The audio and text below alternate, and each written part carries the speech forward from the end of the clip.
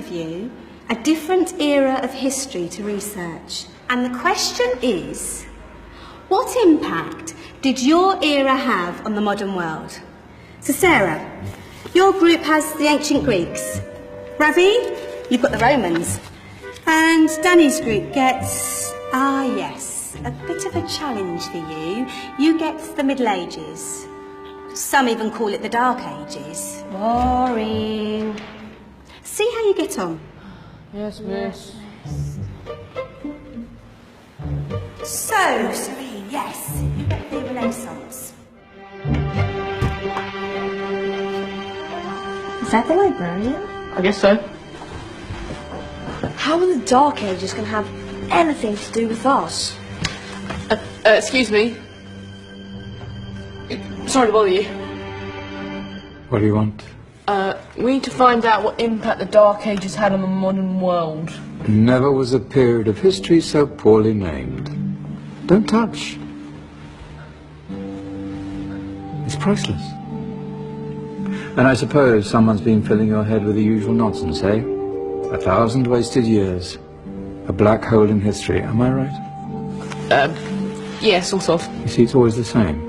You assume it was all mud, disease, death and destruction, with marauding mobs of barbarians ripping down the good of former civilizations, burning and plundering as they went. Nothing of any worth invented either, eh? Oh, no. Go on, Beofrey. Sorry to bother you. Come on, it's probably not worth it. Everyone knows that the Greeks and Romans invented everything anyway. Oh, did they now? And you're sure about that, are you? You know, I might just have something for you. You seem to be up for the task. I suppose I could. Follow me. I've got just the book for you. Where are we going? I don't know. Ask him. Excuse me. Where are we going? From darkness into light, my young friend. From ocean onto land, there are things you should know. Oh, yes, indeed. Yes, indeed.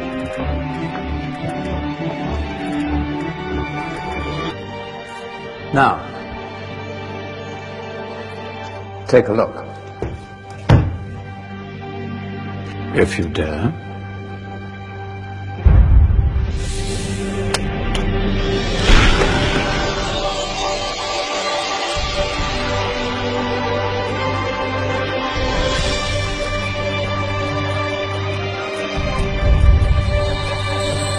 What's going on?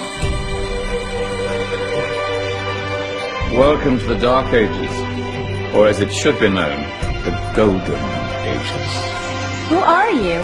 I am Al-Jazari, engineer and ingenious inventor. I thought you said this was the Dark Ages. It doesn't look very dark.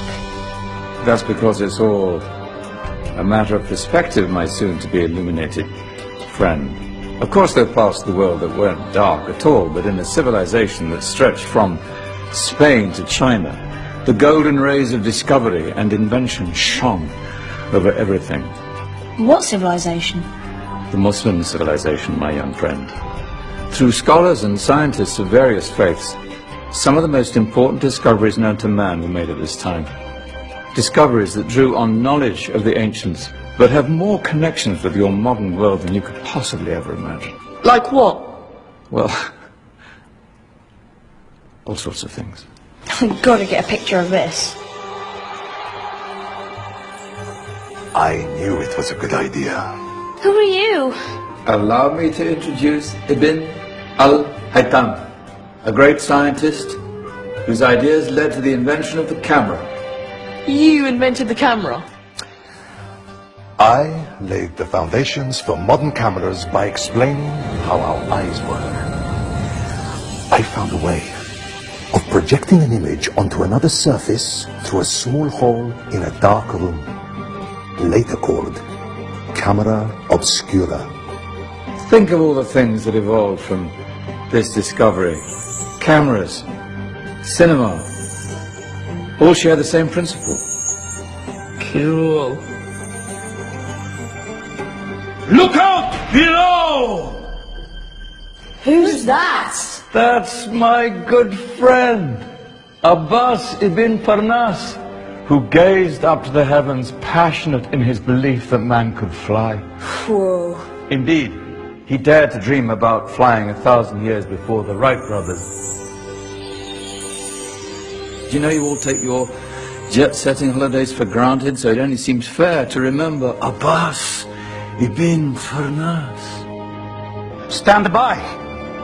I'm ready for takeoff!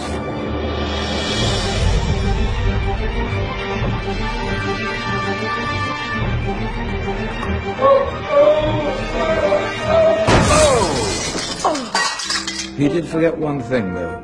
A tail, useful for landing. My back! Is there a doctor in the house? Did someone call? Ah, my old friend, why don't you introduce yourself to my young guests? I am Abul Qasim al-Zahrawi.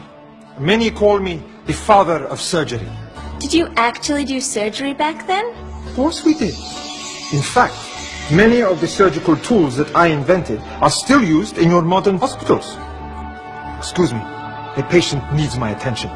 Scalpel? I think I may need some stitches. In that case, I'll use catgut Catgut? from the gut of animals. Perfect for stitching up internal wounds. Your surgeons are still using it today. Sorry, mustache.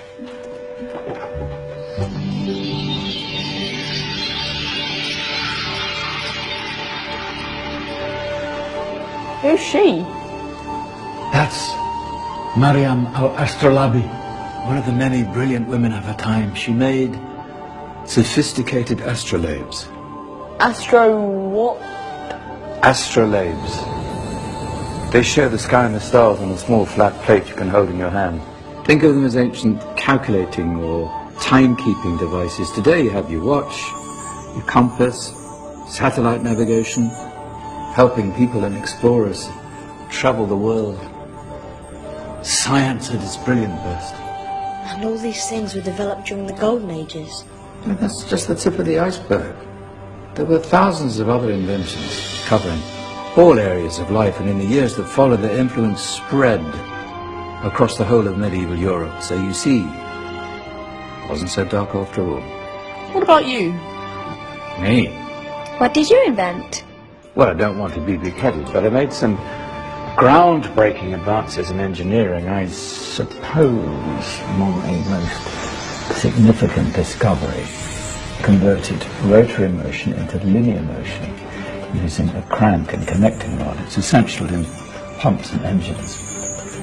In fact, I've no idea how the Industrial Revolution could have happened hundreds of years later without such a device. Not that I ever get the credit I deserve.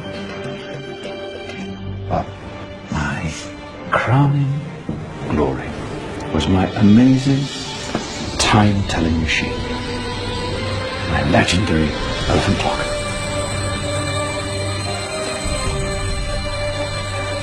It's a clock. Yes. Dozens of components collected from different cultures around the world. Indian, Greek, Arabian, Egyptian, Chinese. Wow. A United Nations clock. That is pretty cool. Does it actually tell the time? Wow, yes, of course. If it wasn't for me, thousands of people would be late for everything. Speaking of time, we'd better get you back. And remember, spread the word. This was a golden age, and I've only shown you a tiny part of this wondrous time. There are countless other scientists and inventions directly connected to your modern world. You're just going to have to find out for yourselves. No, wait.